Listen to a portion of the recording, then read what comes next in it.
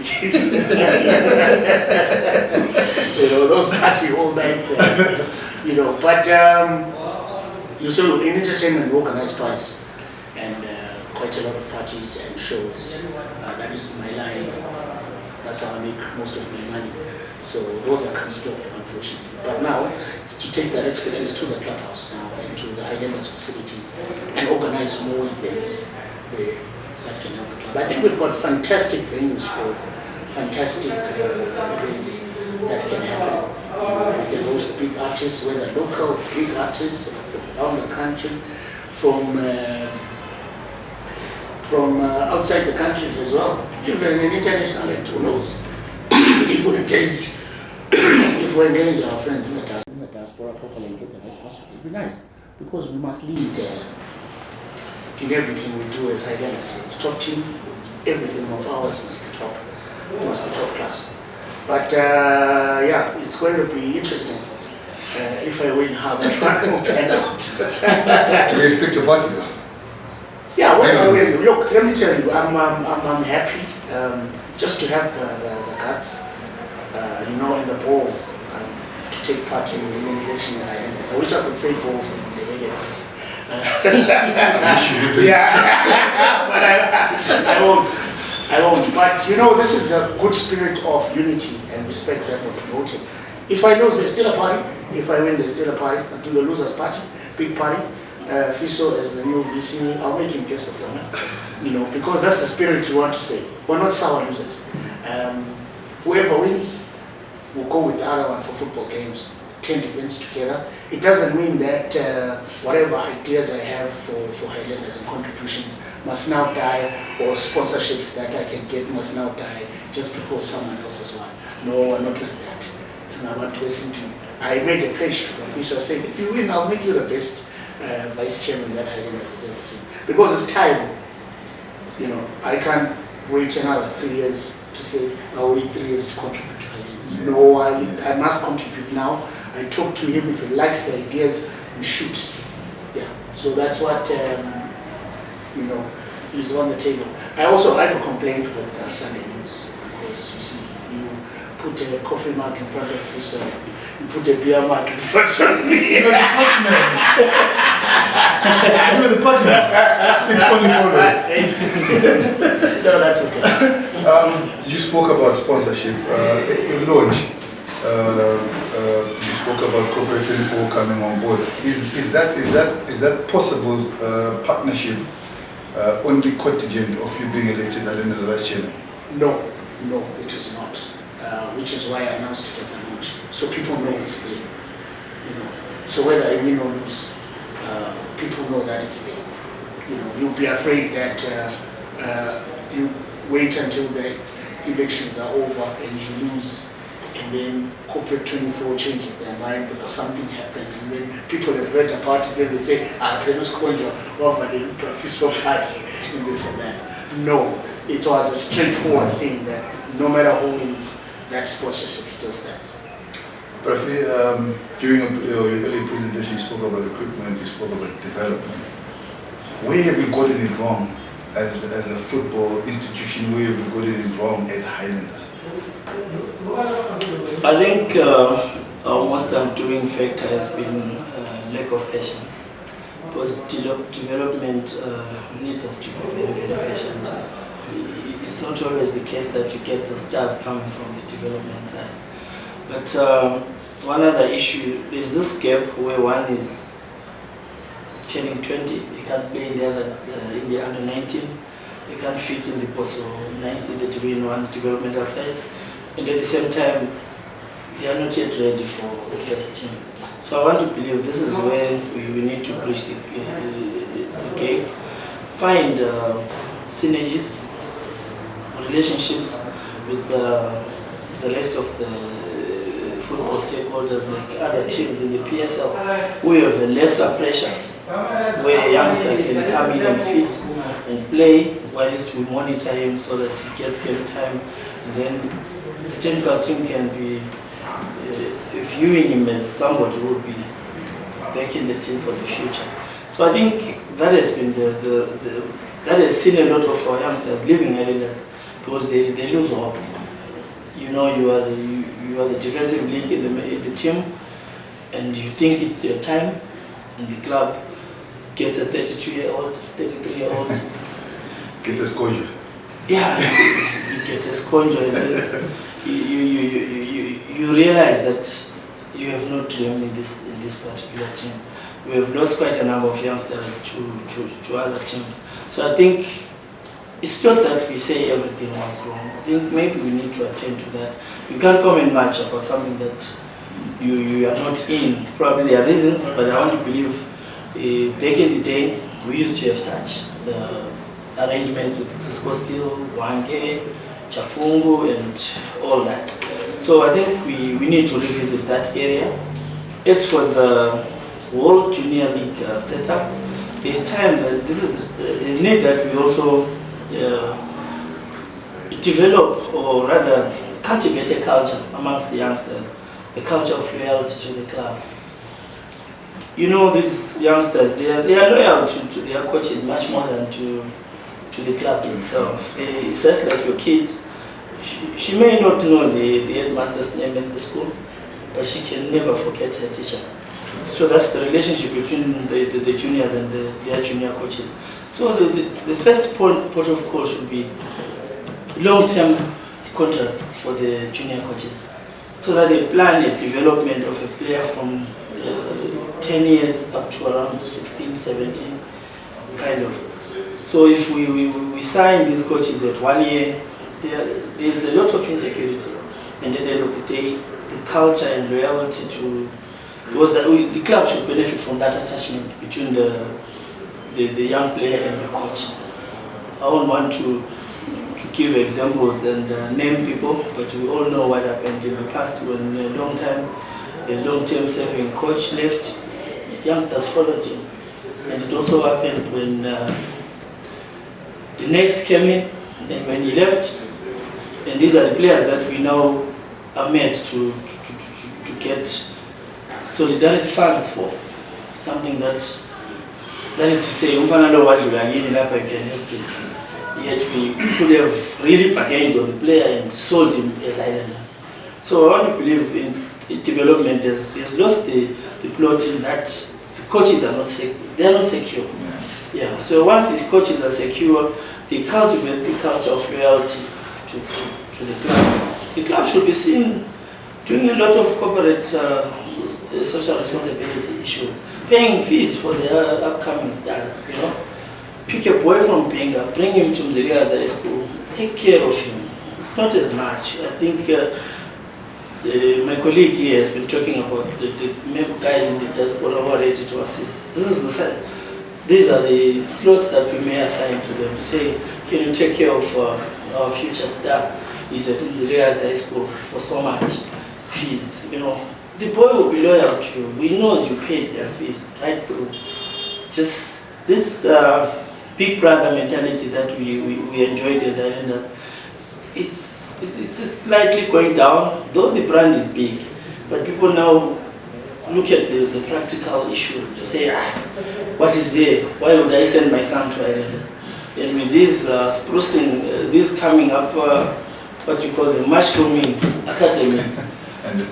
Yes, they give us a lot of challenge, they give us a lot of competition. So we need to be very, very relevant to the youngsters' livelihood, so that we create that sense of ownership to the club by the youngsters. Then they will never leave us. That's my view. So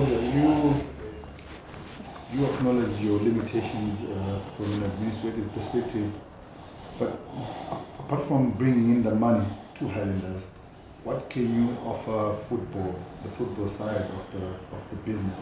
What do you think you can deliver to Highlanders as a football brand? Well, I wanted to just first talk about player welfare.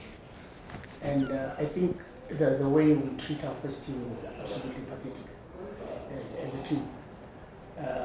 We are treating our first team like they are boys, little boys. And they're not really respected by ourselves, the team, executives. You know, I was so disappointed at Komete's funeral, the late Mr. Komete's funeral, we're using our first team to distribute water amongst the guests. And we're calling the team captain on stage to come and move the podium because there is entertainment going on. We just get to a function, they are isolated by themselves. And yet those people are the ones that we're supposed to treat like superstars. They're not going to deliver on the field if we treat them like little boys, definitely. So that's one thing I know for a fact. My rapport with the players is quite good. And in any case, I'll be able to relate with the first team players much more in terms of their concerns. But it would be nice for a change to get to a function. And it's not the executive, it's actually the players. Because when we look at them, we must see that these are our Ronaldos and these are our Messis. You know, they deliver on the pitch. You know, what we want them to deliver. They carry our happiness with them. I mean, when Highlanders wins, we're all happy, the city comes alive. But are we treating the people that are supposed to deliver that happiness to us? Are we facilitating everything in them? I mean, there's a lot that goes on in sports science, I'm sure Fiso can attest to that, where you test the player's mental capability before it goes onto the pitch. You know, you're not going to let someone with 50 million problems go and defend. Because half the time he's thinking, you know, much when he's you know. So all sorts of those things, you know, we'll introduce them. But Highlanders as a brand, I think we want to take it out internationally. Because one thing for certain, over I said, you know, we need a national dress that identifies the material and the people. We need a cloth. When we wear this, everyone knows who to be the material and you know, an identity cloth. Because then the Rebels from was their cloth, which we have adopted somehow. The chevrons and the multicolors, you know, like I'm a painting like Esther Mashamba, sort of like the paintings I've done at Cafe, something like that, you know. But one thing I'll tell you for certain, wear a Highlanders jersey anywhere in the world, everyone will know where you're from, and that's how you pick each other out. Wear a Highlanders jersey in Canada, other Highlanders fans or people from the street will come and preach. Wait when you're traveling. I wait all the time when I'm traveling because that's how I start meeting people. At OR time when I was in Dubai in England, you know what I mean? So Highlanders has actually given us a national dress, which is the black and white stripe, the Howler. You know, it's something that you identify with. So it's in that brand internationally. We also need to get back to twinning with teams overseas, so that in the off season, I think you mentioned that some off season Highlanders is able to play and travel as well. I'm sure people want to meet the team. People want to meet the executive. Just take the team around. You know, bring back those old days. I remember old days when we go to play in Harare chapter would host the team, you know, the area of the social lubricants. Social lubricants. Exercise get our chapters. You know, so one more involvement like that. Highlanders is sellable. I think one of the things we need to look at is making some elements of the regalia and stuff that Highlanders, POS material that Highlanders, like marks and cups, available to everyone. But they can be classes of regalia. For example, the jersey. You can have your top tire regalia, which is cost more than the lower tire regalia, so that everyone is able to wear. Get something. Yes, so about the high quality. The other day we're just comparing. Oh, sizes too. The other day we're just comparing the quality regalia. You know, what you call it? I'm a replica. You know, I won't say which ones, but just comparing just the quality, you know, because you'll see that maybe some people like to wear a particular one. But we must also teach our supporters. But it's not really the supporters to play, the executive. Every season, teams change kits. Let's also get into that, because that's revenue generation. You know, we must be saying, late Jesse, when we last won you know, the title 15 years ago, the following year, you know, what time, what display, you know, and the kids as well. I was also talking about when I used to work in the Kutali, when I stayed there. You know, I visited a friend of mine, and when I came back, the bedroom was open. I looked in there, the bed covers, duvets, curtains, on the wall, everything was Arsenal. You know, shoes, Arsenal t-shirt, Arsenal this, Arsenal that. Not because I support Arsenal, but I'm just saying, I would like a similar setup for my son, like Uko, you know, when he's all Highlanders, because that's what he grows up to. Because if we do not start having involvement of younger people coming to watch our games, showing more interest in the club, 10, 15 years from now, there'll be no one supporting Highlanders. Because all these young guys will be taken by younger teams, and then mushroom teams and academies. If they think it's fun and they correlate better than the way Highlanders is relating to the younger Highlanders supporter. You know, we want to see families come back. You know,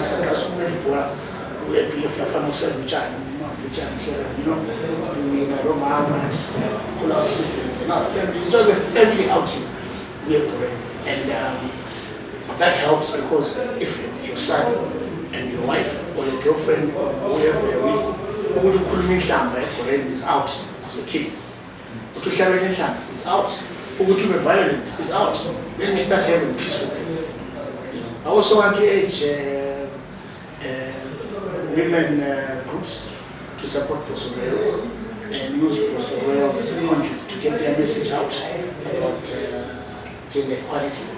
And also encourage the ladies to go and watch Highlanders Royals wherever they're playing. Because if ladies start going to watch Highlanders Royals, guess who's going to follow to the games? Gentlemen, we've had a bit of fun. I think I have one more question. It's a similar question. It's the same question to the both of you. Over the years, we've seen candidates come, campaign, lose, then walk away from the Highlanders Football Club. Should we expect the same from you guys? No, you can't walk away from Highlanders because Highlanders is your identity. You know, there's no way you can walk away from it. This is just an election, this is just an opportunity for Highlanders members to choose between myself and Sikhonjwa, who could be their best vice chairperson. But that doesn't mean that it takes away my commitment to the team. If I am to lose, I hate talking about losing. I realize my colleague is comfortable with that. He has pledged to make me the best vice chair, and I receive. You know, when we were at the clubhouse on Friday, somebody says, why can't Highlanders have two vice chairpersons? One would be more technical and the other one marketing, kind of. And somebody even joked to say, these two can just do without, I won't say. But this is the spirit that we want Zimbabwe, we want Highlanders to see from us going forward. I would want to see the next elections after ours, if they take a page from this kind of book that we are writing as candidates. It's all about Highlanders. He's very, very correct when he says, when you put on an Highlanders jersey, wherever you go, you find an identity. I was shocked in Egypt in 2018. I had my Bank APC jersey on. I came back without one, but with an Al-Ali jersey. Some guy says, no, I know this team. They once came in here, you know. That's the beauty of the brand Highlanders. So we need to respect it. This is the reason why we are moving a motion of unity, a motion of peace. Because we need to respect Highlanders. Whatever we do, we need to respect brand Highlanders and not bring any form of disrepute to it. Because there are many people who work for this brand to be where it is. Yes. So I would definitely not leave Highlanders because I've lost an election. No, that won't happen. Yes. Yeah, well, fortunately for me, and unfortunately for my colleague, is most of the things I do are centered around brand.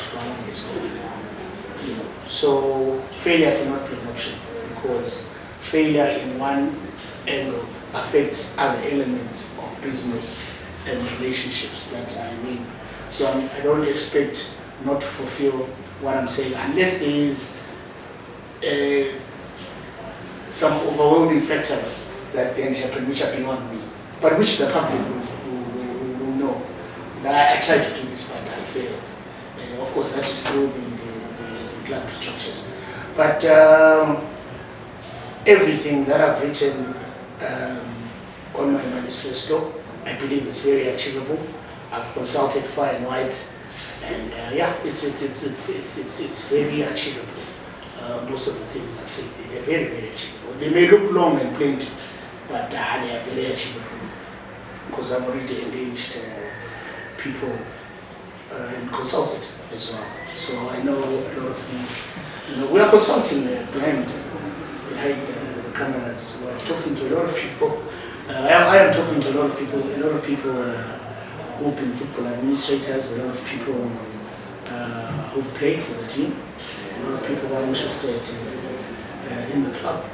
And you know, when you open your mouth now, you open your mouth cleverly and clearly and more intellectual than before. You know, I'm not the old boy just shooting off the top of my head. You know, I now know certain things and how they happen in the club. You know, so yeah, good luck to my brother Fiso. If I'm not busy, I'll be back in 2 years' time as his chairman.